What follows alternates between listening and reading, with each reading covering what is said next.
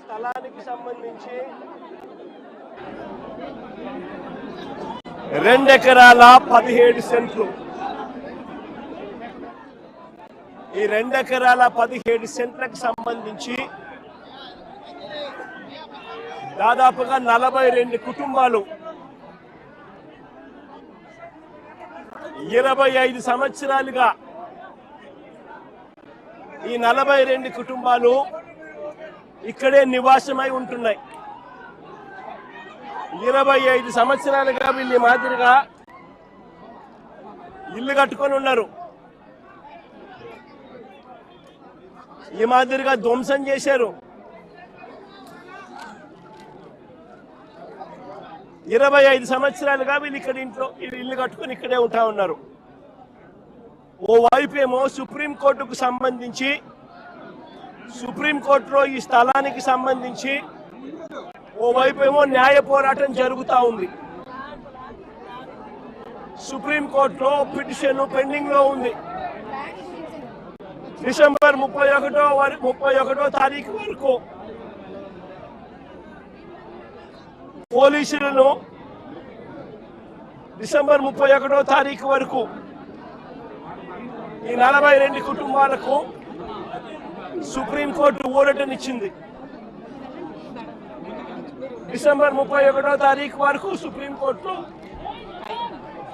ఊరట పొందిన ఈ కేసులో ఈ 42 కుటుంబాలు ఓవైపున సుప్రీంకోర్టులో కేసు పెండింగ్ ఉండగానే 31వ తారీఖు వరకు ఊరట ఉండగానే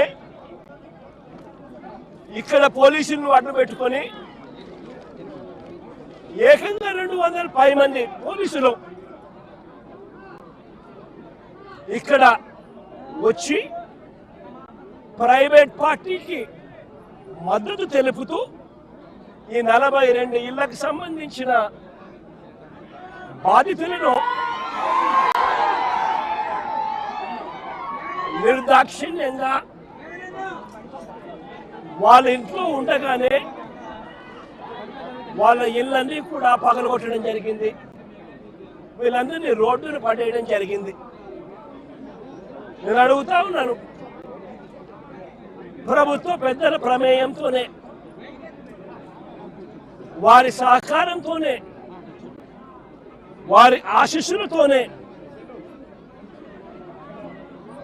ఇంత అకస్మాత్తుగా సుప్రీంకోర్టులో డిసెంబర్ 31వ తారీఖున వరకు గడువు ఉంది అని తెలిసినా కూడా అధికార దుర్వినియోగం చేస్తూ వీళ్ళందరినీ రోడ్డు పాలు చేయడం జరిగింది. నేను అడుగుతా ఉన్నాను ఇక్కడే, అయ్యా చంద్రబాబు గారు, ఈ 2 ఎకరాల 17 సెంట్లకు సంబంధించి వీటి విలువ ఎంత అని చెప్పి నేను ఇక్కడ అడిగా. ఎంతక్క ఇక్కడ దీని విలువ? ₹1 కోటి ప్లాట్ అండి. అందరి ₹1 కోటి పైనే ఉంది. 250 కోట్లు. దాదాపుగా ఈ 2 ఎకరాల 17 సెంట్లు వీళ్ళు ఇల్లు కట్టుకొని ఏదైతే ఉంటా ఉన్నారో కరెంటు మార్కెట్ విలువ దాదాపుగా 150 కోట్ల పైచిలుకోట. 150 కోట్ల పైచిలుకు గల ఈ ప్రాపర్టీకి ప్రైవేట్ వ్యక్తులు దీంట్లోకి ఎంటర్ అయ్యారు. 2016లో, అంటే అప్పుడు కూడా చంద్రబాబు నాయుడు గారు ముఖ్యమంత్రిగా ఉన్నప్పుడే, 2016లో ఒక 1981 సంవత్సరం డేటెడ్ గా 2016లో ఒక ఫేక్ సొసైటీ పెట్టడం జరిగింది. తప్పుడు డాక్యుమెంట్లతో 2016లో 1981 డేట్తో ఒక తప్పుడు సొసైటీ క్రియేట్ చేసి మొత్తం డాక్యుమెంటేషన్ అంతా కూడా ఈ 150 కోట్ల ప్రాపర్టీని కాజేయడం కోసం అడుగులు పడ్డాయి. వీరందరూ చంద్రబాబు నాయుడుతో సన్నిహితులు. నారా లోకేష్ గారి ఇన్వాల్వ్మెంట్, లోకల్ ఎంపీ కేశినేని చిన్ని పూర్తిగా పూర్తిగా ఇన్వాల్వ్ అయి ఉన్నారు. ఇక్కడ కార్పొరేటర్ కూడా జనసేన పార్టీకి సంబంధించిన కార్పొరేటర్ కూడా ఒక ఆయన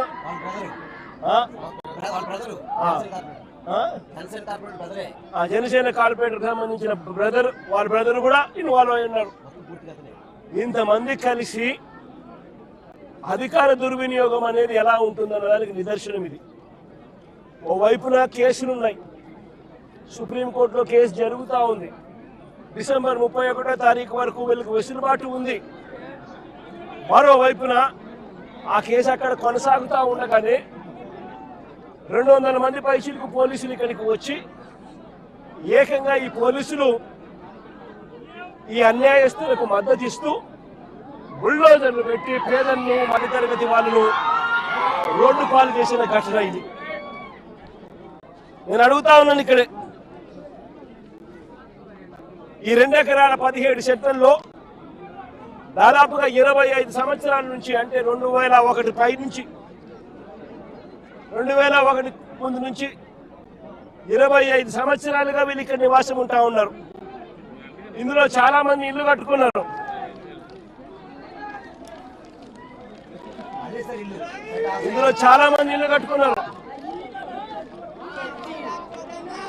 ఈ ఇంటికి సంబంధించి, ఈ ఇళ్లకు సంబంధించి Vijayawada municipal corporation building plan approvals ఇచ్చినారు. విజయవాడ మున్సిపల్ కార్పొరేషన్ వారు బిల్డింగ్ ప్లాన్స్ అప్రూవల్ ఇచ్చినారు.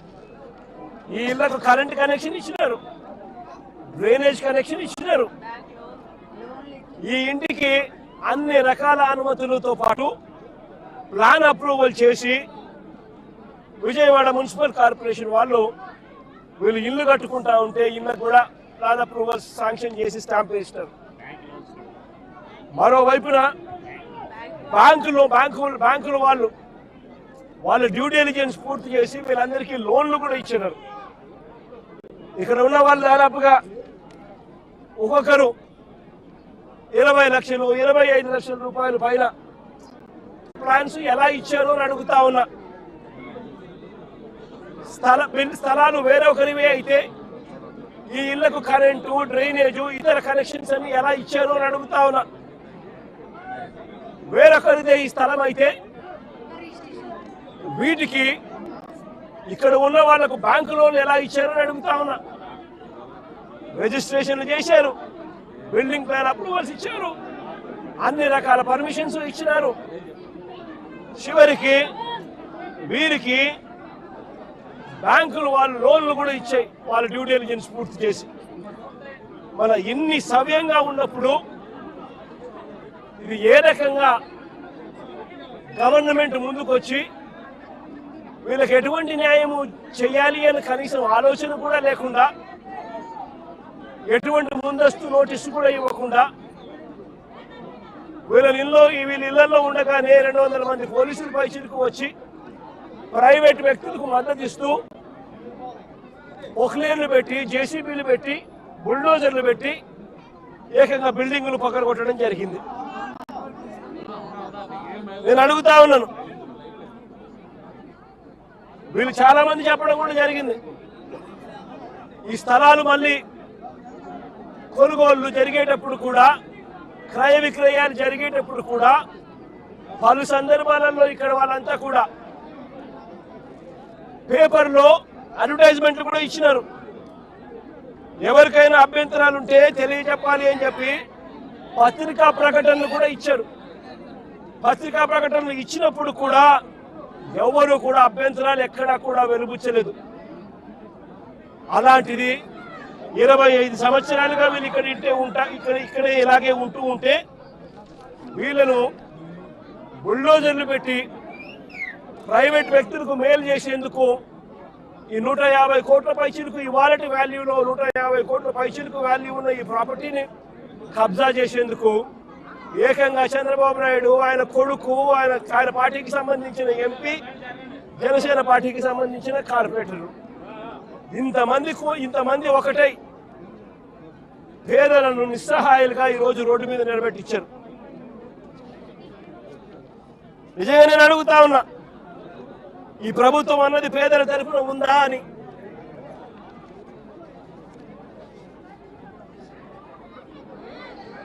ఎక్కడైనా ఎప్పుడైనా కూడా ప్రభుత్వం అన్నది చేయాల్సింది ఏమిటి?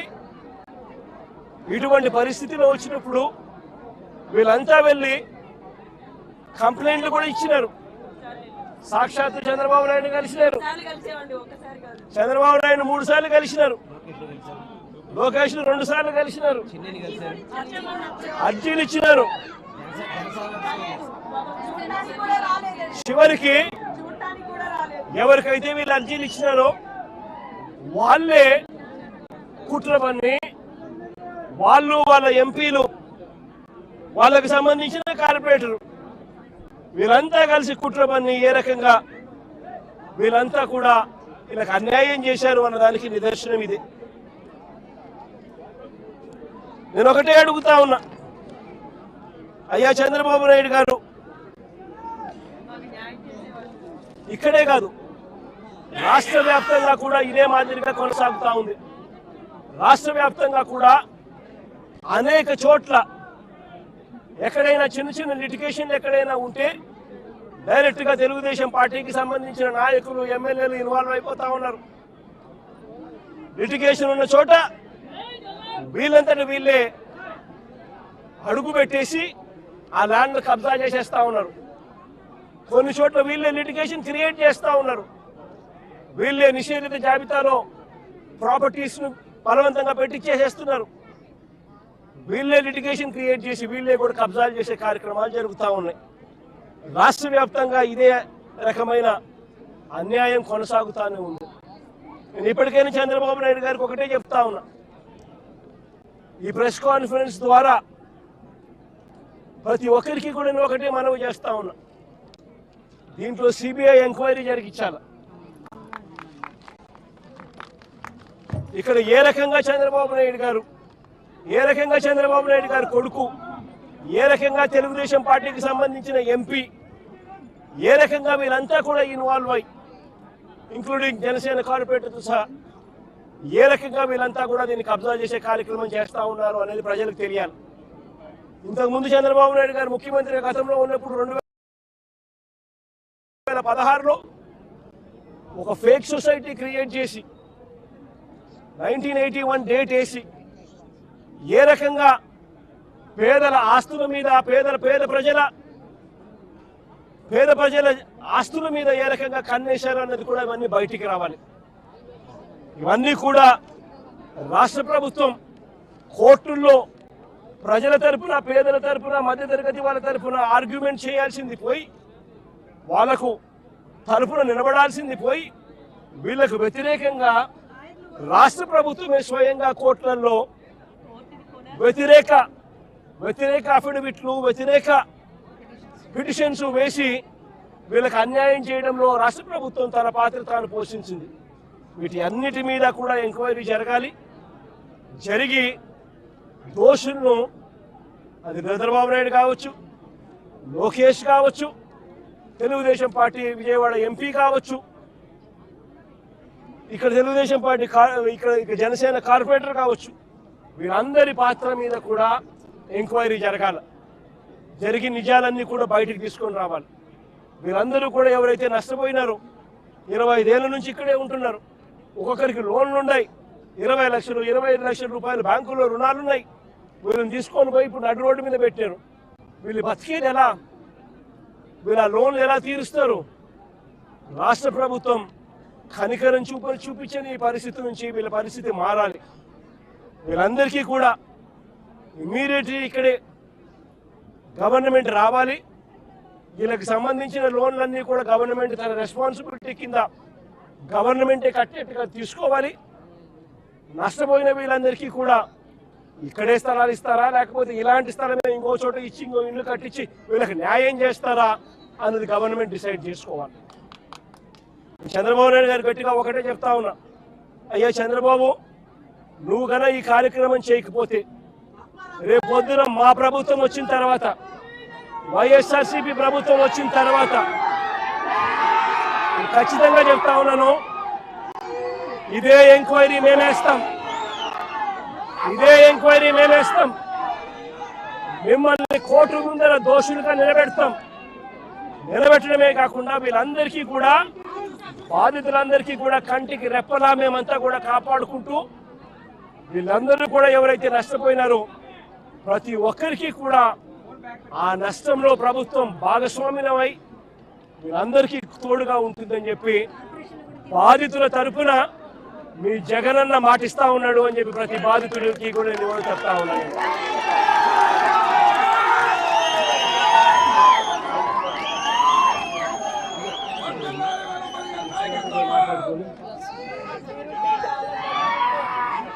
సుప్రీంకోర్టులో ఈ కేసుకి సంబంధించి అన్ని రకాల సపోర్ట్ కూడా వైఎస్ఆర్సీపీ తరపున న్యాయానికి సంబంధించిన సుప్రీంకోర్టులో కానీ హైకోర్టులలో కానీ వీళ్ళ తరపున ఆర్గ్యూ చేసే దానికోసం లాయర్ల దగ్గర నుంచి ప్రతి ఒక్కరికి న్యాయం తరపున ప్రతి ఒక్కరికి కూడా అన్ని రకాల సహాయ సహకారాలు కూడా కొనసాగిస్తామని కూడా తెలియజేస్తాం.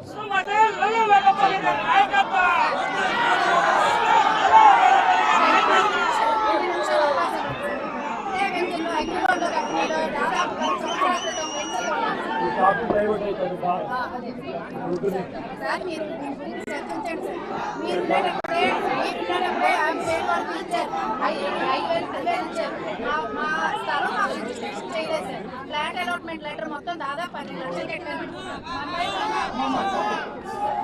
దీనికి సంబంధించి కూడా చూసుకున్నాము. 10 లక్షలు పెట్టి మా అమ్మాయికి పెళ్లి చేశాను. ఈ సొసైటీ మీద ఎంక్వైరీ కూడా ఉంది సార్. ఈ సొసైటీ మీద ఎంక్వైరీ కూడా ఉంది సార్. 67 మొబైల్స్ టోటల్ ఇంక్లూడ్ చేశారు సార్. వాళ్ళు ఇంక్లూడ్ చేయాలని ఎంక్వైరీ కూడా చేశారు. మాట్లాడారు.